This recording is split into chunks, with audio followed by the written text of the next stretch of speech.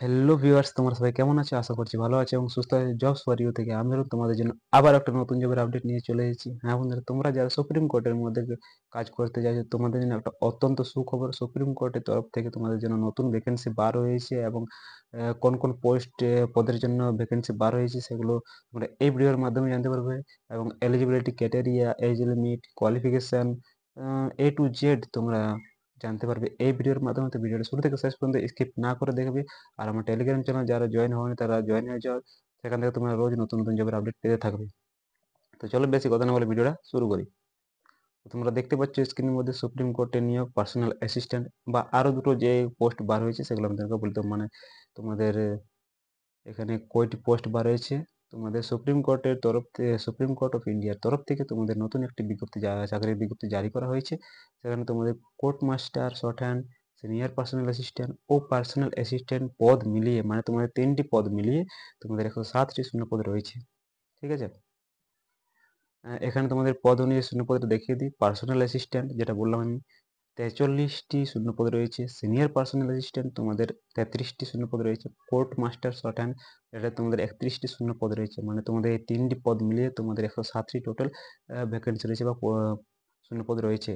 তো personal assistant পদের ক্ষেত্রে আবেদন করার যোগ্যতাটা তোমরা দেখে দিই। এবার যে কোনো শাখা থেকে তোমাদের গ্র্যাজুয়েশন করতে হবে, মানে তোমাদের গ্র্যাজুয়েশন পাস করলে তোমরা এখানে আবেদন করতে পারবে। আর 2 নম্বরে রয়েছে শর্ট হ্যান্ড টাইপিং স্পিড থাকতে হবে 100 শব্দ প্রতি মিনিটে। 3 নম্বরে রয়েছে কম্পিউটারে জ্ঞান থাকতে হবে ও টাইপিং স্পিড থাকতে হবে 40টি শব্দ প্রতি মিনিটে। ঠিক আছে, তোমাদের কম্পিউটারের জ্ঞান থাকতে হবে। 2 নম্বর রয়েছে সিনিয়র পার্সোনাল অ্যাসিস্ট্যান্ট। এর যোগ্যতা তোমাদের বলে যে কোনো শাখা থেকে গ্র্যাজুয়েশন, শর্ট হ্যান্ড স্পিড থাকতে হবে প্রতি মিনিটে 110টি শব্দ, কম্পিউটার জ্ঞান থাকতে হবে ও টাইপিং স্পিড থাকতে হবে 40টি শব্দ প্রতি মিনিটে। কোর্ট মাস্টারের জন্য যোগ্যতাটা কি রয়েছে? ভারতবর্ষে এটার জন্য একটু আলাদা। কোর্ট মাস্টারের জন্য যোগ্যতা যেটা বলেছে সেটা একটু আলাদা হবে। ঠিক আছে, তো এখানে দেখে নাও। 1 নম্বরে যেটা বলছে ভারতের যে কোনো বিশ্ববিদ্যালয় থেকে আইন বিষয়ে ডিগ্রি কোর্স পাস করতে হবে। 2 নম্বরে রয়েছে 5 বছরের নিয়মিত সার্ভিস এক্সপিরিয়েন্স দরকার, এখানে এক্সপিরিয়েন্স দরকার। এছাড়া কোনো শিক্ষিত বিশ্ববিদ্যালয় থেকে আইন বিষয়ে ডিগ্রি, শর্ট হ্যান্ড ইংলিশে 120টি শব্দ প্রতি মিনিট ও কম্পিউটার জ্ঞান ও কম্পিউটার টাইপিং স্পিড 40টি শব্দ প্রতি মিনিট হতে হবে। ঠিক আছে, বেতন করমটা তোমাদেরকে আবার বলে দিই আমি। পার্সোনাল অ্যাসিস্ট্যান্ট পদের ক্ষেত্রে প্রতি মাসে বেতন রয়েছে 44,900 টাকা। সিনিয়র পার্সোনাল অ্যাসিস্ট্যান্টের পদের ক্ষেত্রে তোমাদের বেতন রয়েছে 47,600 টাকা। কোর্ট মাস্টার শর্ট হ্যান্ড পদের ক্ষেত্রে প্রতি মাসে বেতন রয়েছে 67,000 টাকা। তোমরা এখানে ভালো একটা হ্যান্ডসাম স্যালারি পাচ্ছ। ঠিক আছে, এখানে বয়স সীমাটা তোমরা একবার দেখে নাও। যদি কোর্ট মাস্টার পদের জন্য তোমরা আবেদন করতে চাও তাহলে তোমাদের বয়স সীমা থাকতে হবে 30 থেকে 45 বছরের মধ্যে। 2 নম্বর রয়েছে যদি তোমরা সিনিয়র পার্সোনাল অ্যাসিস্ট্যান্ট পদে অ্যাপ্লাই করতে চাও তাহলে তোমাদের বয়স সীমা হতে হবে 18 থেকে 30-এর মধ্যে। এবং 3 নম্বর যেটা রয়েছে পার্সোনাল অ্যাসিস্ট্যান্ট পদে আবেদন করতে চাইলে তোমাদের বয়স সীমা হতে হবে 18 থেকে 30 বছরের মধ্যে। তবে এসসি, এসটি ও ওবিসিদের যে সরকারি নির্ধারিত ছাড় থাকে সেটা ছাড় থাকবে। ঠিক আছে, তো এখানে তোমাদেরকে একবার বলে দিই পরীক্ষার পদ্ধতিটা তোমাদের কিরকম হবে। তো এখানে দেখতে পাচ্ছি 1 নম্বর রয়েছে কোর্ট মাস্টার শর্ট হ্যান্ড, এর পরীক্ষার পদ্ধতিটা কিরকম হবে আমি তোমাকে বলে দিচ্ছি একবার।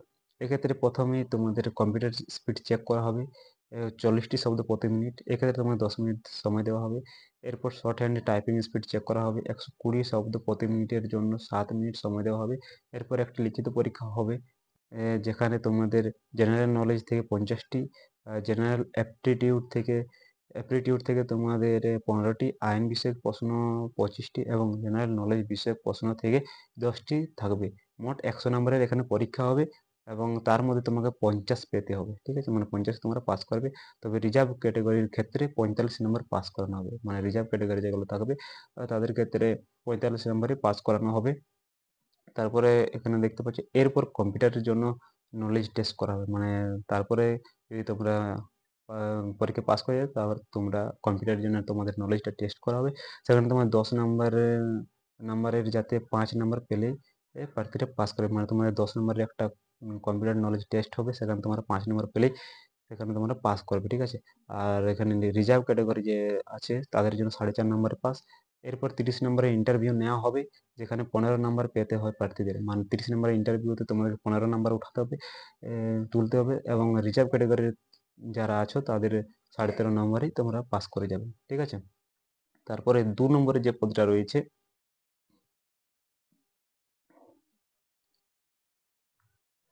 তারপরে ২ নম্বরে যে পদটা রয়েছে সেটা হচ্ছে সিনিয়র পার্সোনাল অ্যাসিস্ট্যান্ট। এর পরীক্ষা পদ্ধতি আমি বলে দিই। সিনিয়র পার্সোনাল অ্যাসিস্ট্যান্ট পদে আবেদন করলে ১ম এ তোমাদের কম্পিউটারে টাইপিং স্পিড চেক করা হবে। যেখানে ৪০ টি শব্দ প্রতি মিনিটে টাইপ করার যোগ্যতা থাকতে হবে। এক্ষেত্রে ১০ মিনিট সময় দেওয়া হবে। এছাড়া shorthand typing speed check করা হবে। যেখানে ১১০ টি শব্দ প্রতি মিনিটে টাইপ করতে হবে। এর জন্য ৭ মিনিট সময় দেওয়া হবে। তারপরে একটা লিখিত পরীক্ষা হবে, যেটা আগের পদে আমি বললাম সেরকমই একটা লিখিত পরীক্ষা হবে।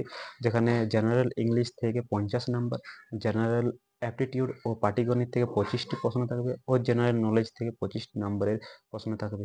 এই লিখিত পরীক্ষায় পাস করার জন্য ৫০ নাম্বার পেতে হবে। মানে ১০০ এর মধ্যে তোমাকে ৫০ নাম্বার উঠাতে হবে। এরপর তোমাদের ৩০ নাম্বারের ইন্টারভিউ নেওয়া হবে। এক্ষেত্রেও আগের পদের মতো রিজার্ভ ক্যাটেগরি ৫ নাম্বারের ক্ষেত্রে ছাড় আছে। মানে আগের যে পদটাতে বললাম সেরকমভাবেই এটাও হবে। ঠিক আছে? তারপরে ১ নম্বরে যেটা আছে, ১ নম্বরে যেটা আছে পার্সোনাল অ্যাসিস্ট্যান্ট পদের পরীক্ষা পদ্ধতি, সেটা কিভাবে হবে? পার্সোনাল অ্যাসিস্ট্যান্ট পদে আবেদন করলেও আগের মতোই ১ম এ কম্পিউটার টাইপিং স্পিড এবং শর্ট হ্যান্ড টাইপিং স্পিড দেখা হবে এবং তারপরেও পরবর্তী ধাপে লিখিত পরীক্ষা থাকবে। সেখানে ১০০ নম্বরের মধ্যে ৫০ নম্বর তোমাদেরকে তুলতে হবে এবং সময় থাকবে ১ ঘন্টা ৪৫ মিনিট। এরপরে ৩০ নাম্বার ইন্টারভিউ হবে। এক্ষেত্রে আগের ২ পদের মতো জেনারেল ও রিজার্ভ ক্যাটেগরির ৫ নাম্বার হবে। ঠিক আছে? তো এই ছিল পরীক্ষা পদ্ধতি। তো এরপরে আমরা জেনে নেব যে বয়স সীমা আবেদন কিভাবে করতে হবে সেই সব সম্বন্ধে আমরা এখন জেনে নেব। এখন আমরা আবেদন পদ্ধতিটা দেখে নেব। সুপ্রিম কোর্টের অফিসিয়াল ওয়েবসাইটে তোমাদেরকে গিয়ে www.sci.gov.in এই ওয়েবসাইটে গিয়ে তোমাদেরকে অনলাইনে আবেদন করতে হবে এবং আবেদন ফিটা তোমাদের কি লাগছে? আবেদন ফিটা তোমাদের অনলাইনে আবেদন করাবার জন্য আবেদন ফি বাবদ ১,০০০ টাকা জমা দিতে হবে। তবে এসসি, এসটি, এক্স সার্ভিসম্যান ও প্রতিবন্ধীদের জন্য ২৫০ টাকা লাগবে। ঠিক আছে? আবেদনের শেষ তারিখটা তোমাদেরকে আমি ১ম এ বললাম এর অনলাইন শুরু হয়ে গেছে এবং ডিসেম্বরের ৪ তারিখ থেকে শুরু হয়ে গেছে। ২৫শে ডিসেম্বরের লাস্ট ডেটে। তো এই যে দেখতে পাচ্ছ নিচে অফিসিয়াল ওয়েবসাইট ডাউনলোড নাও। এই অফিসিয়াল ওয়েবসাইটে তোমরা আমার টেলিগ্রাম চ্যানেলে পেয়ে যাবে। তো আমি বারবার বলছি অফিসিয়াল ওয়েবসাইটটা ভালো করে দেখে বুঝে তারপরে তোমরা এপ্লাই করবে। তো আমার টেলিগ্রাম চ্যানেলে পেয়ে যাবে। সেখানে তোমরা গিয়ে জয়েন হয়ে যাও। এখানে পেয়ে যাবে। আর এপ্লাই নাও লিঙ্কটা আমি তোমাদেরকে ডেসক্রিপশন বক্সে দিয়ে দেবো। সেখান থেকে তোমরা পেয়ে যাবে। ঠিক আছে? তো ভিডিওটা এখানেই শেষ করছি। দেখা হবে আবার একটা ভিডিওর সঙ্গে। ভিডিও যদি ভালো লাগে তাহলে একটা লাইক করে দেবে। তোমার বন্ধুদের সাথে শেয়ার করে যাবে, তারাও এই কাজটা করার সুযোগ পায়। তো ভিডিওটা এখানে শেষ করছি। ভালো থেকো, সুস্থ থাকো। দেখা হবে আবার একটা নতুন ভিডিওর সাথে। জয় হিন্দ।